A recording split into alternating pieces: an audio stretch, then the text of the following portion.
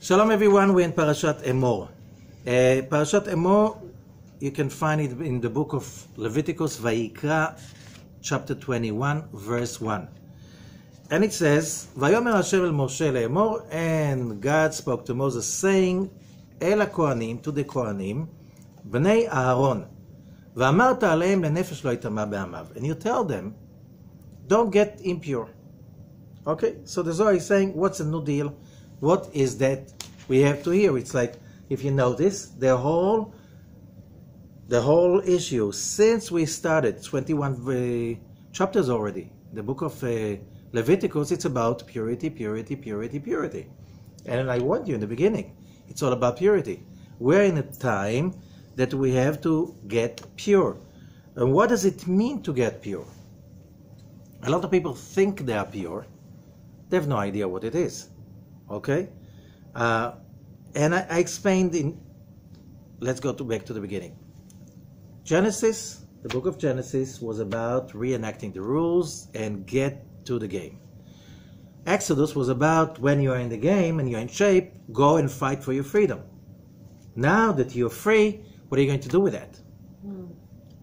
Most people have no idea what they're here for. Which means most people are so much into what they don't like, what they can't stand, what their troubles are, that they have no idea what's the mission. So I'll think about it when I don't have my troubles anymore, when I don't have my condition anymore. It's not going to work. How do you know? Most people never know. Which means, as long as you are not free, you have no idea who you are. And most people, they are basically focused on what's wrong with their lives. Which is very easy because it doesn't need too much energy to invest. You know, what's easier? To be happy and to be miserable. Miserable is for free. Then you pay for the rest of your life. Happiness and love are two things that don't come for free. You have to work for it. And people are waiting for love and for happiness to come and dawn on them out of nowhere. One day it will come. That's only in the movies. Only in the movies. And people saying, no. There's some people like, no trouble. They make a living. They just have a nice business. They're lucky, whatever. Because, you know, in business, sometimes you are lucky and, you know, you have the help you need, and sometimes, and it looks like easier than for other people. And some people, it's easier for them to be healthy and in shape, and the others, much harder. So you can't be that clear about it. But you know what the Zohar is saying, how can we tell the difference between the pure system, the holy system, and the impure system? Is the impure system has no fruits. Which means you have a high, you enjoy that night, and then the next morning there's a bye, and a headache, and a hangover. It doesn't linger, and you need more alcohol or more drugs or more shopping in order to get less pleasure. That's for sure the impure system. On the other hand, the pure system, the more you get, the more it stays. But that's a hard work. And how do you know? Very simple. Ask yourself, how many people do you know that they created a successful, united family with great relationships for many years without putting any effort in it? Doesn't exist. No. Doesn't exist. And therefore, and what brings a person happiness and love? Hard work. If you don't invest in your relationships with your spouse, friends, family, children, whatever, it doesn't stay. Doesn't stay. It doesn't grow. But that's something that stays forever. And the more you work on it, the more fruits you get out of it. So, just for us to get to understand Because the word Vayikra, the name of the book, is to get the calling. And how do you get the calling? If your system is full of noise, the calling comes in, but that's, it gets lost with all the noise around. So you have to be in tune and you have to be pure in order to get the calling and to realize these noises are not part of me. And this noise, it's not a noise, it's a calling. So, and that brings us to what Parashat Emor is about. Parashat Emor starts with, and God speaks to Moses and he says, Emor el ha-kohanim bnei Aaron. And the Zohar is asking, it is about purification. What's new about this? If you're talking about information, there's no new information over here. Parashat Emor has no new information. But if we're talking about what is the correction, the help that we need for this week, that's another thing. Parashat Emor gives us what we need. And what we need is not information. What we need is a support to become the best we can. And during this time, there's another thing. As we said last week, Parashat Kedoshim. The year is divided in the Hebrew calendar into 2 seasons. 2 hunting seasons, or 2 working seasons. One is between Passover and Rosh Hashanah. One is between Rosh Hashanah and Passover. Each one of them, the moment the season is starting, the game begins, and you have to score. To score what? How can I become better as a human being, better connected to the truth, better connected to the holiness, better connected to the light, in a lingering way, not in a, high and by, shots like this and then poof, okay? The point is, how do I get, and this is the, you get the space, and now go and get it. And the season started. How do I get to start? You have to understand, last week, Parashat Kedoshim said, reminded us, goal settings. What is the goal? Making more money? Money comes, money goes. And money is nice, but it's not the whole picture. If you have a lot of money, it can ruin your life, or it can give you tools to make the world much better. What will make the difference? Is the training that you train of being holy. Would it ride over you? Would you ride over it? Some people are the nicest people till they make money and fame, then become so nasty you can't be around them. Correct? Mm-hmm. And then they get messed up. They're, winning the lottery, for most people, statistically, that's the end of the game. From then, it's just down the hill. Why? They have no idea how to deal with so much power. Because they're not holy enough. What does it mean holy? Holy means the pure system, the ability to turn every desire into the desire for the sake, to receive for the sake of sharing. So if you used to deal with desires that size, for instance, suddenly you have something that size, you have no brakes. You didn't train enough. So that can, that's an overload. So here we come about what is the message this week. This week we have, and as we said, this is the counting of the Omer. What does it mean, the counting of the Omer? Again, counting of the Omer, this is the superficial translation. But if you think Kabbalistically, Sfirat HaOmer can be translated in a total different way. Sfira can be translated as counting. But Sfira means also illuminations. Sfira, right? Keter, Chochma, Bina. And what do we count? Chesed, Gvura, Tiferet. We count the Sfirot, right? 7 weeks, Chesed till Malchut, divided to 7 days each week, which is Chesed till Malchut, of Chesed till Malchut. So what we're doing, we are basically building up the illumination system. What is Omer? What is Omer? Now, Omer means a sheaf of wheat or barley. Okay? But Omer also means, Kabbalistically, if you read they're like the real core text of the Zohar. When he talks about the Godhead, about the core force of light, it's like where everything illuminates from. It says it's white like, there's a goldish white of the light, of like the Omer, like clean Omer, which means Ke'omer lavan naki. So when you're saying Omer, you're talking about this whitish golden light of the pure illumination of the light force of life.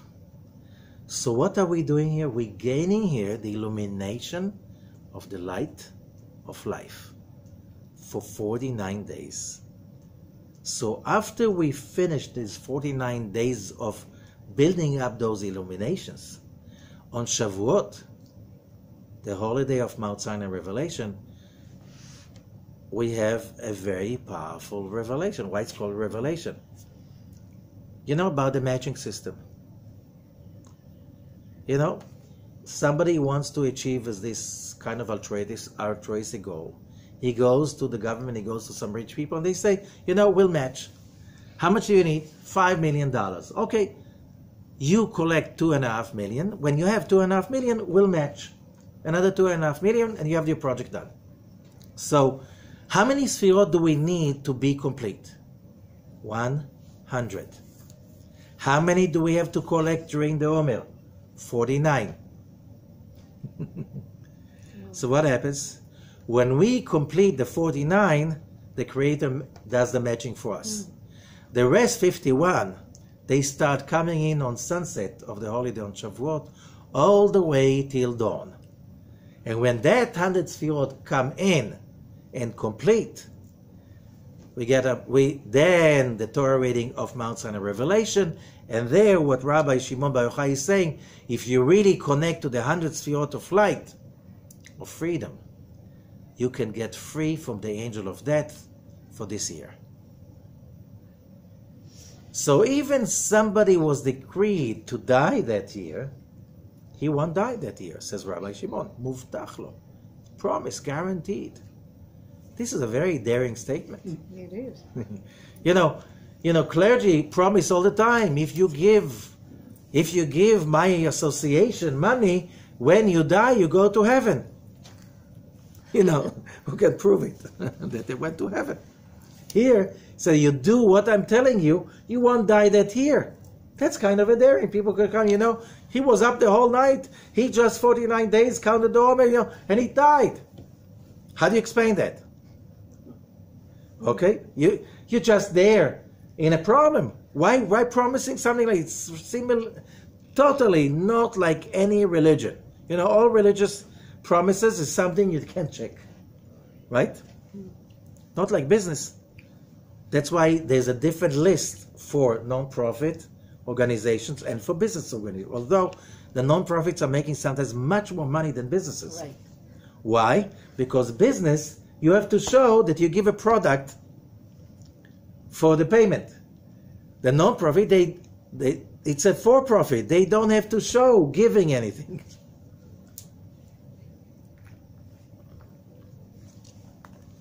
They can promise you that you can buy the product and it will be delivered to your cell in the Garden of Eden after you die. Isn't that the most amazing business idea in history? Right? Here, it says you'll have to see it with your eyes. You'll have to see it with your eyes. And that's another thing. So what is the illumination we are gathering over here? It's a build-up. That during these days, we are building up the new us that we want to become. How do you do that? Building a building, you need bricks, mortar, you need all kinds of metals and stuff till you build the building. What is the materials that a human being, a real human being, a mensch, is made of? So we learn Kabbalah. Number one, you need to have a desire. If you don't want anything, no, I just want to lie there and be here for the rest of the time. That's not a human being. This is a vegetable. That's called a vegetative state. People who live like this, they're called vegetables, right? Okay? Now, the other way is, as we said, so the more, you can't help anyone unless you have huge desires to make a difference. And by the way, you learn in Kabbalah, we were created to desire. Some people forget it, but we were created to desire the light the Creator wants to give us. So we were made of that material that is called I want, I desire. You cannot deny that.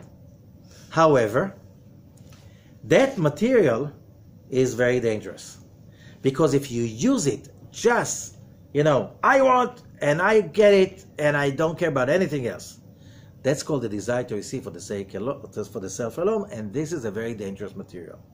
Why? It has a built-in self-destructive mechanism. Why? The tzimtzum, the contraction the whole world was made of, is built in everywhere. The moment you activate the desire to receive for the self alone, maybe you get a high, but then after the flash, you have a crash. That's the way it is in electricity. That's the way it is in human nature. It's called manic depressive. Manic depressive is very tiring. Very tiring, and people who live like this don't live that long. They have the tendency to collapse finally into a last depression that with a that's self-killing, suicide. What's the other option? Is instead of waiting for the tzimtzum, control it, use it. How? As we said before, you want it all, give it all.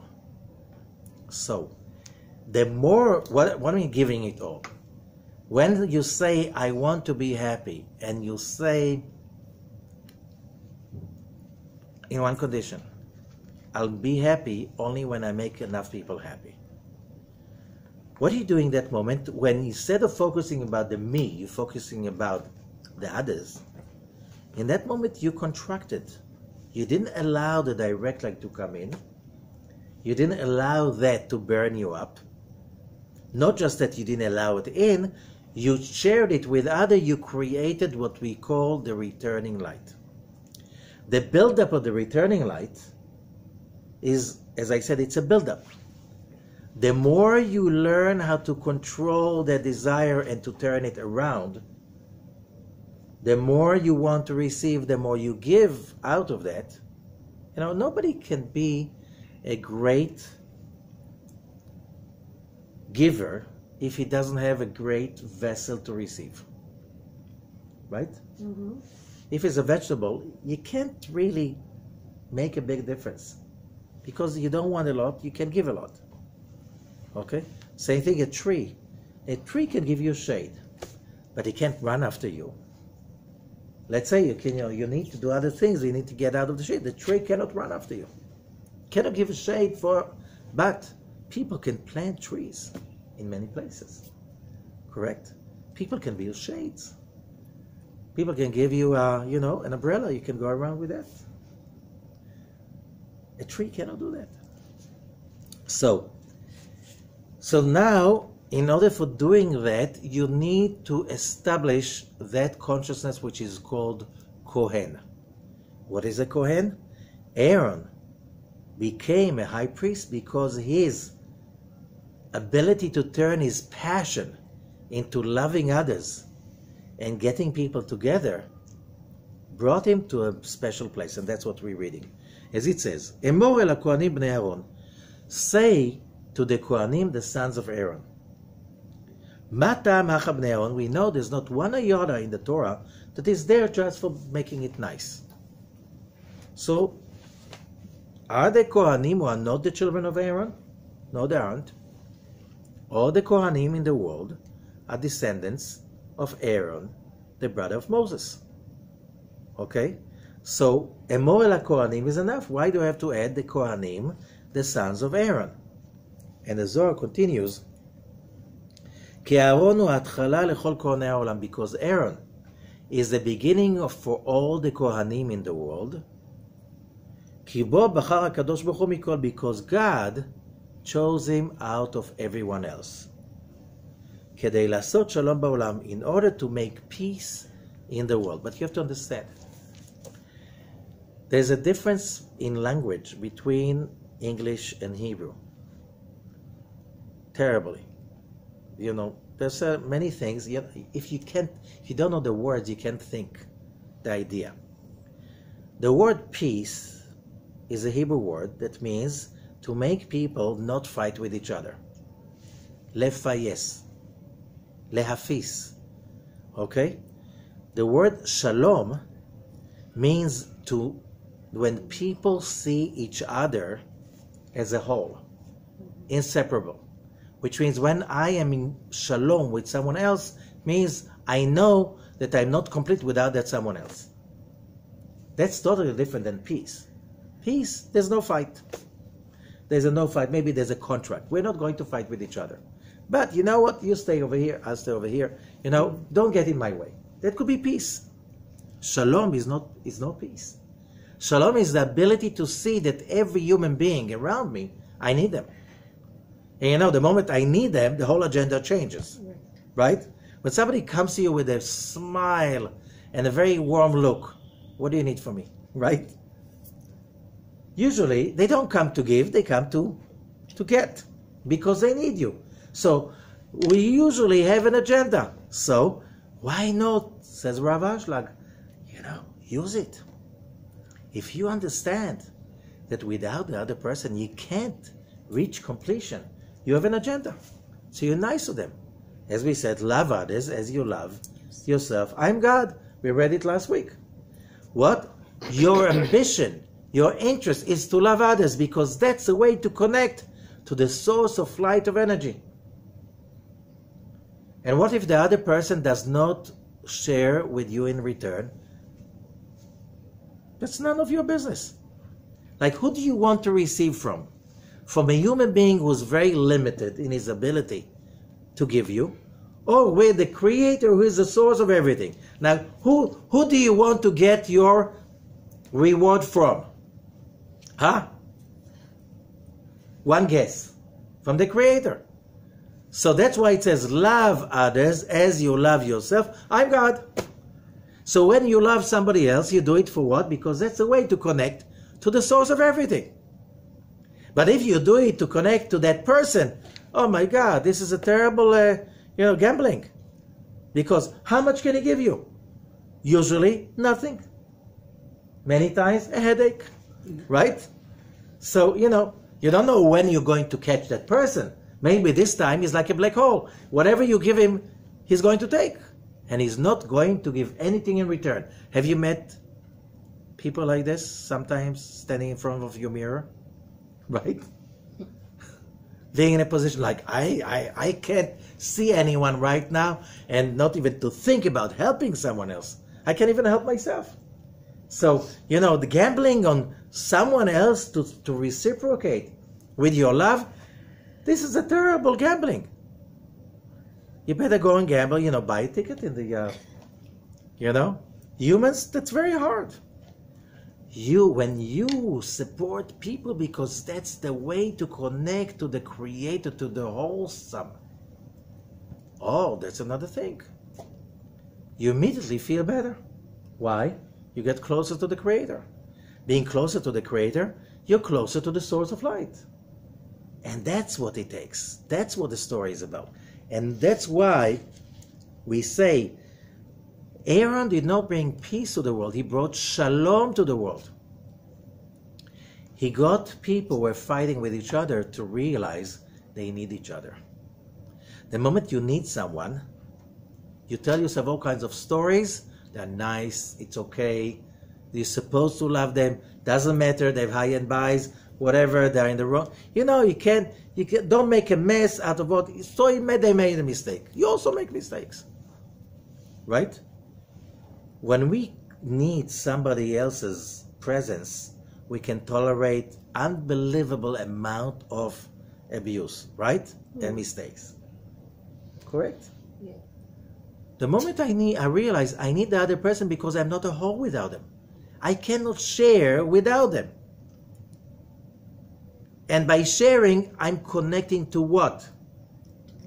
To the creation and to the creator and the life force of the universe. When I do that, only then I can feel complete. Because it's unconditional. And therefore, mishum shedrachav shel Aaron העלו אותו לזה. But then he says, so God chose Aaron to bring peace to the world. But then the rest of the sentence is mishum shedrachav העלו אותו לזה, because his ways, his behavior, brought him up to that place. So just a second. Did God choose him? Or he chose it by his actions? Remember, we already had an issue like this a few weeks ago, right? About the couple trying to bring a child to the world. And now the Zohar is saying, what kind of a soul you're going to pull from the library of souls up there? That depends on you. What kind of vibration you're generating making love. Are you making love or making something else? Okay? כי כל ימיו של אהרון היה משתדל להרבות שלום בעולם. So he says all the days of Aaron, he was making the effort to bring people to be one with each other, to be complete with each other. שלום. ומשום שדרכיו כך, העלהו הקדוש ברוך הוא לזה. So because that's his ways, the Creator brought him to that position. So again, what's a free will? We choose what do we want to become, and that choice, that the Creator agrees on that. So if you want, you can't become Kohen Gadol or anything just by yourself. And you know, if you become like this because you're somebody's cousin or somebody's son or the CEO's relative, if you become like this, you know what does it mean? Shame. That's bread of shame. Yeah. People like this, they can't appreciate, as you know, like winning the lottery. Oh, but I bought a ticket. Yeah, of course. You bought a ticket and you get for that $10 million. Ah, you worked, it was a very hard work to go and buy the ticket. Right? What about no pain, no gain? What about the rules of free will and bread of shame? Why is it now all over again?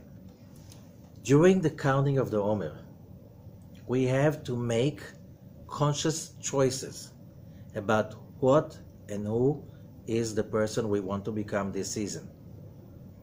These conscious choices are made of the energy of loving and sharing and caring in spite and because of the hardship.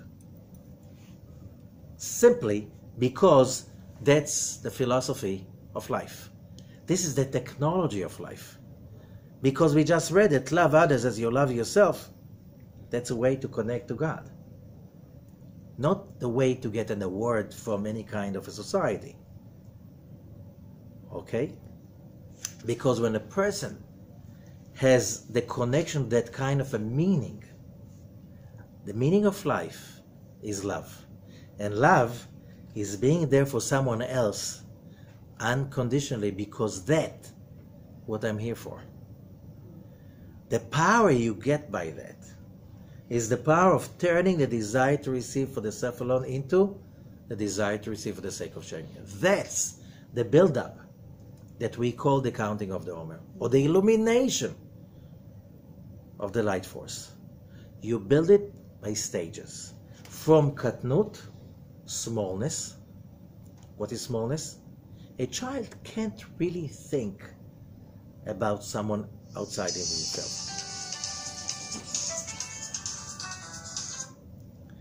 A child cannot really have the ability to be there for someone else without, what's in it for me.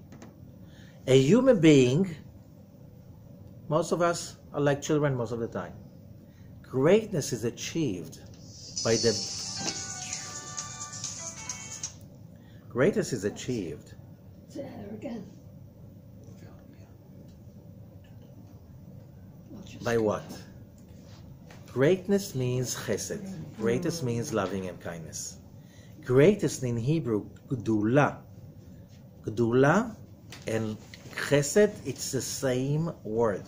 You know, whoever been to the synagogue, when we sing, when we open, we say, Lecha Hashem, for you is Agdula, Vagvua, Vatiferet, Vanetzach, Ve'od. That's the Sfirot. But here, instead of saying Chesed, we say Gdula, greatness. What is greatness? Greatness is not how much you receive. How much of your desire to receive you've turned to desire to receive for the sake of sharing. That's greatness. That's also in Hebrew, Gdula, it goes also with being an adult. What is an adult? An adult is not somebody who's in control over his desires, although, because a lot of people describe it as like restriction. When you restrict, you get constipated. That's what happens. And when you get constipated, the poisons stay in and finally you explode. Right? You know these people that really like have amazing manners. And they're always like holding themselves high and, you know, the position of just always saying the right thing at the right time till the moment somebody gets the needle into the bubble and poof, whole hell breaks loose. Why? They were constipated. They were restricting and restricting and restricting and restricting. And you know what happens when you restrict? Finally, you blow up. The Zohar is never for restriction. It's always about transforming. Take it and just change the direction. Never hold it in. Never restrict. It just, what does it mean? Gdula means you take the desire, you do not deny it, but you transform it. You turn the direction around, which means, yes, I want something. How do I make that want to be instilled with grace and sharing and caring and love? Which means the want and the desire is the engine. But the direction, that will be led by the grace. Because the grace and the loving will connect you to the light of the Creator. You get two gains by this. A, you connect to the source of fulfillment. B, you get with that the message where to go to. Some people have a great desire, huge desire, but they're always going through the wall. The wall falls apart, they fall into pieces till they get themselves together and get up on their feet and try all over again, and then there's always a mess. Because just having a car with the engine of a Ferrari doesn't mean you're going in the right direction. Correct? It means you have an amazing engine, but if you don't know how to drive it, and you don't know where you're going to, this is so dangerous. So we know people with a huge desire, that's not enough. That's a necessity. But that's not enough. Now, in order to learn where to go to, you need to develop the illumination. And the illumination is the connection to grace. Look, Aaron lived some 34 centuries ago. His descendants are still blessing the nation of Israel every morning. 34 centuries later, with the same words, in the same language, Aaron was blessing the nation of Israel. Where can you find that? That's a show. What is pure system? How many of them? I think only in Israel you have about 100,000 Kohanim. Only in Israel. Outside of Israel, probably another 100,000 at least, if not more than that. For one person that lived 34 centuries ago, and they still carry his name. and they still bless the whole world with the same exact words. Not one letter has been changed since. Isn't that a proof for something that is real? Something that is powerful? Jewish fathers, every Friday night and holidays after the Kiddush, they bless their kids, even if they are not Kohanim, with the same blessing. Why? To show us the blessing goes on. Why?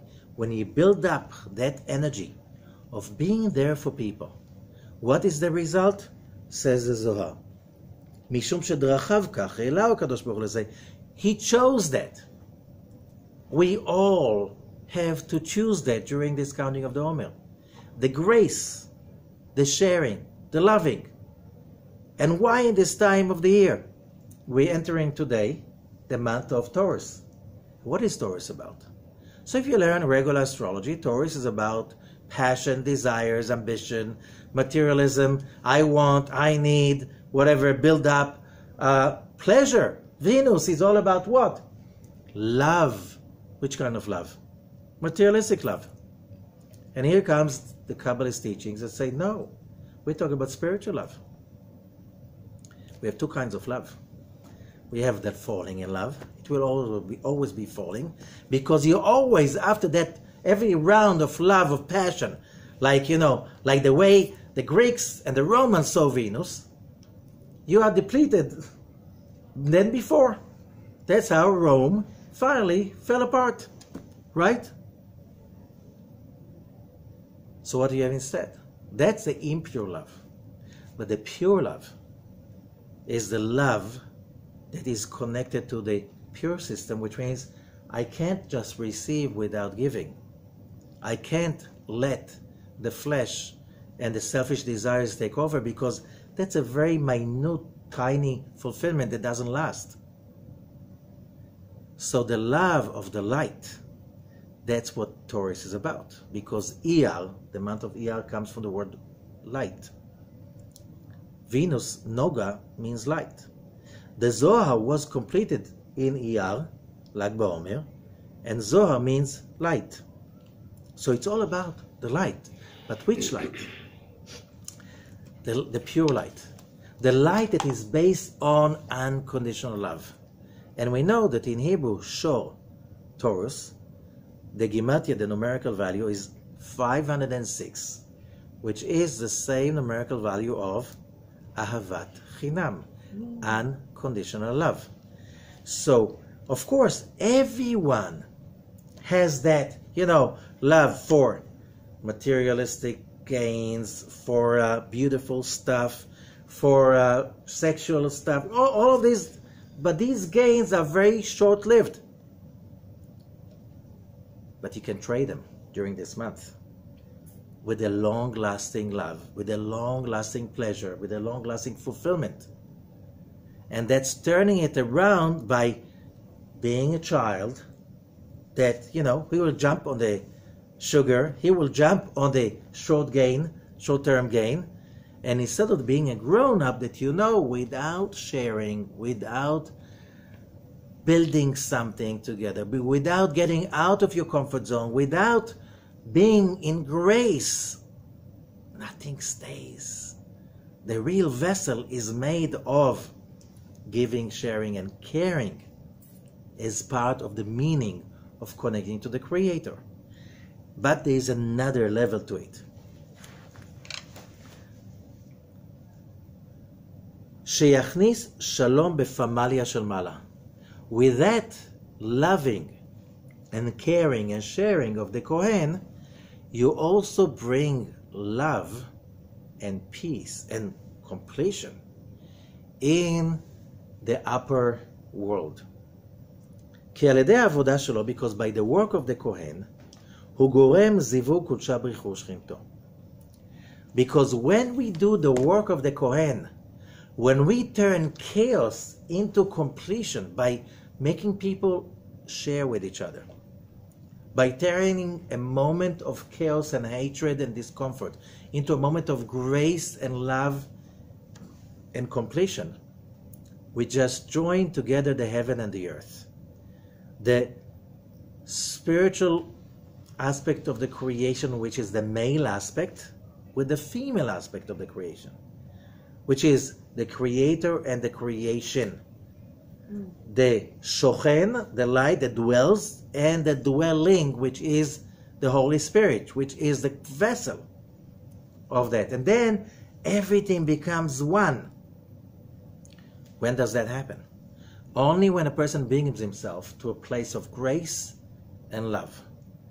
This month, which is the only month that is completely within the Omer, because the counting of the Omer is starting in the full moon of Aries, so only half of Aries is part of the counting of the Omer. It completes on the 6th day of Gemini, so that's only 1 week of Gemini.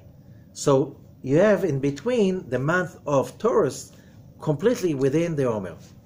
And during that time, you have to really be careful because you're building yourself up.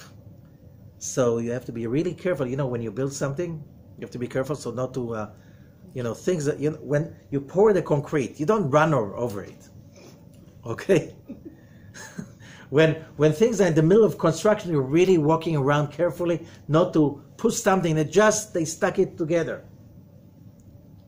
This is the time, and that's why you don't buy a new house, don't buy no business, whatever, because right now you are under construction. You are under construction.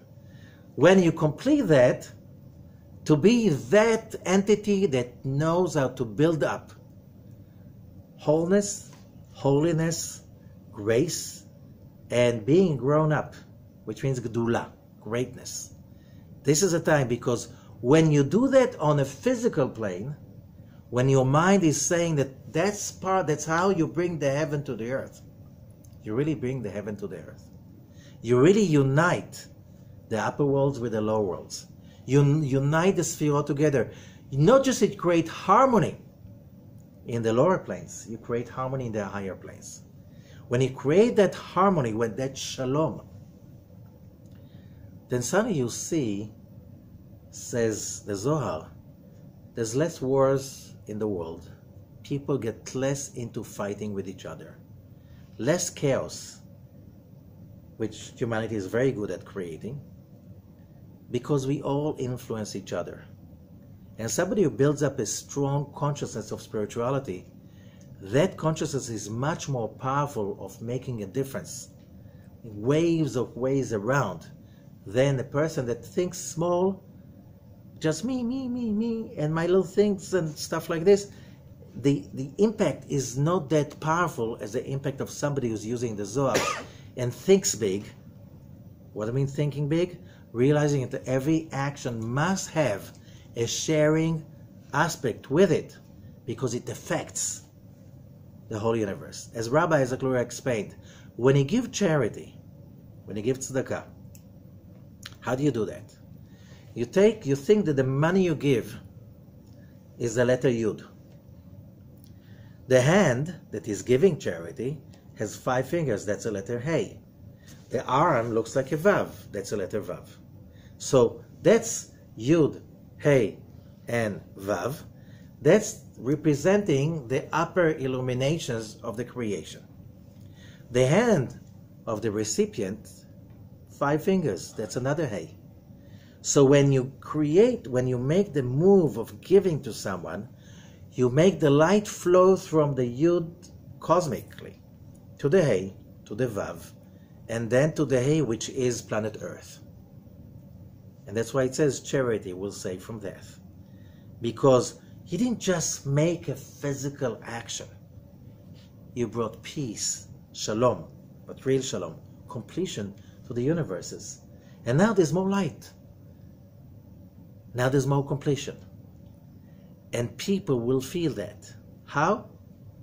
We can't make the accounting. But that's how miracles do happen. When you create wholeness out of aggravation. Thank you, and have a great month and a great week.